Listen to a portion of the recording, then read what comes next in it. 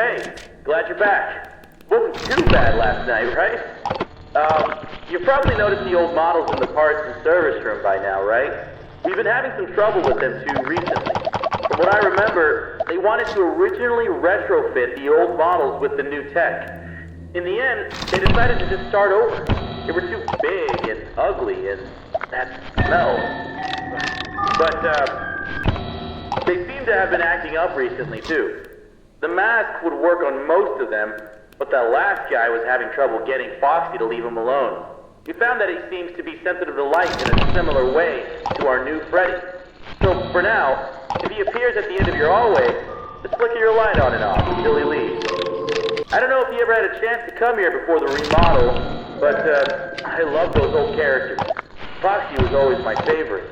He would tell you tales of his days out at sea, and there was a small pirate-themed play structure that looped around him. The kids loved him.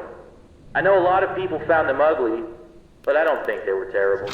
When you see them moving, talking, and singing, the illusion really comes together, and it feels like a real cartoon character is standing right in front of you. The new bots are alright. I feel like they're trying a bit too hard to be kid-friendly, you know? They tried to do the whole play space surrounding Foxy again, but having him right by the ball pit ended up being a bit of a hazard. The arms and legs of the new models pop on and off really easily. I think it's a safety precaution. If a character swung their arm too fast towards a child, it would be better if the animatronic broke instead of the child, you know.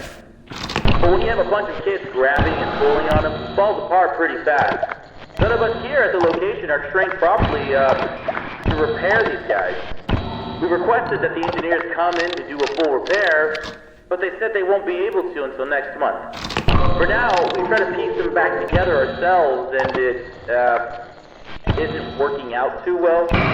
It doesn't help that a lot of the pieces get lost in the ball pit. We've had to use some parts from the older models when we can't find them. But then the next day, some kid always manages to find the missing part and just shoves it back on. We've been calling it the Mangle, because it just looks like a monstrous mess of parts now. We've restricted the rooms to private parties only for now, though. It only took a week for him to get that messed up. We can't deal with much more. But besides that, the whole kid...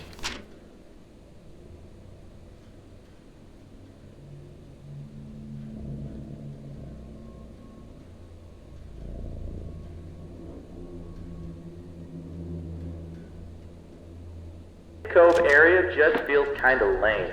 There really isn't any pirate stuff in there anymore, it's just bright colors. I wish they would just bring back the guy who made the original crew for the new one.